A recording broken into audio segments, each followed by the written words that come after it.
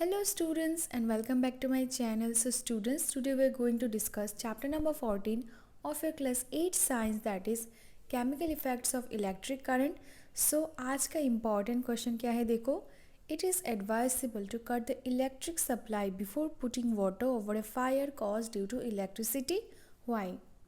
तो इस क्वेश्चन में देखो क्या बोला है कि ऐसा क्यों एडवाइसेबल, ऐसा क्यों बोला जाता है हमेशा कि जो इलेक्ट्रिक सप्लाई है उसको हमेशा कट कर देना चाहिए before putting water over a fire cause due to electricity. जो इलेक्ट्रिसिटी की वजह से फायर कॉज हुआ है तो उसके सबसे पहले हमें क्या इलेक्ट्रिक सप्लाई को कट कर देना चाहिए.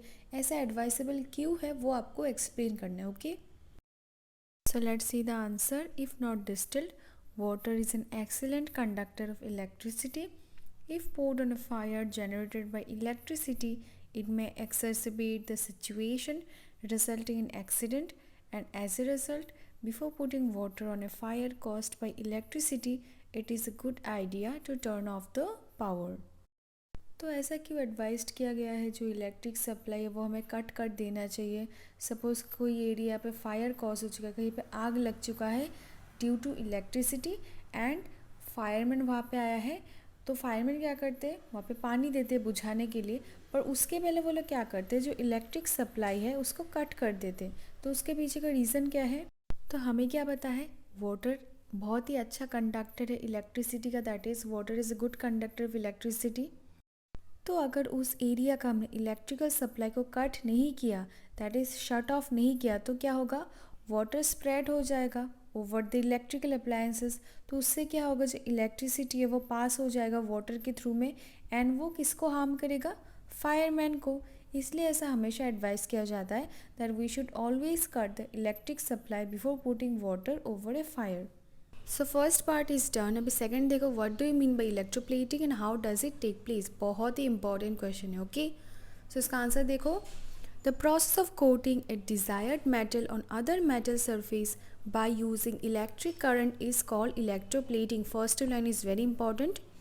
A metal plate and the substance to be coated are dipped in a current conducting solution with conducting wires. The object to be coated is attached to the negative terminal. Very important again. When electric current is passed through the solution, the compounds of the conducting solution start breaking. बहुत ही important है. The free metallic particles get deposited on the object at negative terminal of the battery, and in this way we can get a coating of desired metal on any object by preparing suitable conducting solution and by using suitable electrodes.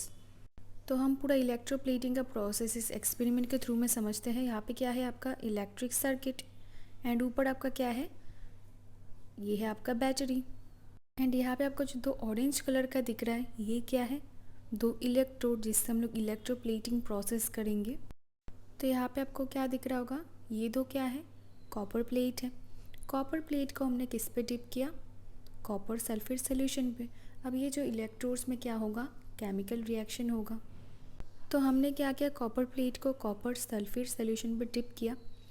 फिर जैसे ही हम लोग इस पर electric current को पास करेंगे, that is हम जब इसको स्विच ऑन करेंगे तब क्या होगा, केमिकल रिएक्शन स्टार्ट हो जाएगा. तो इलेक्ट्रोप्लेटिंग का क्या मतलब हुआ, एक ऐसा प्रोसेस है जहाँ पे हम लोग क्या करते हैं जो हमारा डिज़ायर्ड मेटल है जिसके ऊपर हमें कोटिंग चाहिए वो हम कहाँ पे लेते हैं, नेगेटिव टर्मिनल पे अटैच करते हैं. जैसे यहाँ पे आपको दिख रहा होगा ये क्या है आपका डिज़ायर्ड मेटल जिसके ऊपर आपको कोटिंग चाहिए. तो जब भी हम लोग क्या करेंगे इलेक्ट्रिक करंट इससे पास करेंगे तो आपका जो पॉजिटिव टर्मिनल पे जो आपका मेटल है उसका जो मेटेलिक पार्टिकल है वो डिपॉजिट होना शुरू हो जाएगा नेगेटिव टर्मिनल पे एंड वो क्या होगा आपका धीरे धीरे मोटा होता जाएगा जो आपको डिज़ायर्ड मेटल पे कोटिंग चाहिए. तो यहाँ तो हमने देखा कि कॉपर मेटल के ऊपर कॉपर मेटल ही जमा हो रहा है तो इससे तो कुछ फ़ायदा नहीं होगा. इलेक्ट्रोप्लेटिंग में कब फ़ायदा होता है, तो हमें तभी फ़ायदा होगा, तभी एडवांटेजियस है जब हम लोग क्या करेंगे एक मेटल के ऊपर दूसरे मेटल का जब कोटिंग देंगे तभी वो हेल्पफुल होगा. इसलिए इलेक्ट्रोप्लेटिंग का यूज़ किया जाता है. तो आई होप आपको इलेक्ट्रोप्लेटिंग समझ में आ गया होगा. फर्स्ट लाइन देखो क्या लिखा हुआ है, the process of coating A desired metal on other metal surface by using electric current. Electric current के हेल्प से हम लोग क्या करते हैं, इलेक्ट्रोप्लेटिंग करते हैं. यहाँ पे क्या होता है, एक मेटल प्लेट होता है and the substance to be coated, जो सब्सटेंस हमें कोट करना है हम उसको कहाँ पे डिप करते हैं, in current conducting solution with conducting wires. फिर क्या होता है, जो ऑब्जेक्ट हमें जिस पे कोटिंग चाहिए वो हम कहाँ पे अटैच करते हैं, नेगेटिव टर्मिनल पे। एंड वहाँ पे जब इलेक्ट्रिक करंट पास करते हो सोल्यूशन पे, तब क्या होता है, जो कंपाउंड है कंडक्टिंग सोल्यूशन का वो ब्रेक होना स्टार्ट हो जाता है एंड जो फ्री मेटेलिक पार्टिकल्स है वो जाके कहाँ पे शुरू हो जाता है लगना, on the negative terminal of the side, and वो हमें क्या होता है, एक डिज़ायर्ड कोटिंग हमें मिल जाता है। And this is how electroplating works. So I hope it's clear. अभी हम लोग देख लेते कुछ एडवांटेजेस। इलेक्ट्रोप्लेटिंग का बहुत सारा एडवांटेजेस है। फर्स्ट क्या है, देखो, it is use to coat desired metal, जो हमें डिज़ायर्ड मेटल है उसके हम लोग कोटिंग डालते हैं, इवन फॉर डेकोरेशन पर्पज़ भी हम लोग करते हैं। नेक्स्ट क्या है, देखो, it protects the metal from corrosion, corrosion से बचाता है मेटल्स को, बाई हम लोग with the help of electroplating ये करते हैं। Then it also prevents the metallic surfaces from rusting, हम मेटल सरफेस को किससे बचाते हैं, रस्टिंग होने से बचाते हैं with the help of electroplating. Then some cheap and dull metals are coated with costly and shiny metals, ये भी इलेक्ट्रोप्लेटिंग के हेल्प से होता है। Then it make more reactive metals like iron less reactive. And last क्या है, देखो, coating of chromium on metals give lustre to object, हम क्या करेंगे, क्रोमियम का कोटिंग डालने से कोई मेटल पे क्या होता है, उस पर एक शाइन आ जाता है ऑब्जेक्ट पे। सो बहुत सारे एडवांटेजेस है इलेक्ट्रोप्लेटिंग का। So it's done, okay.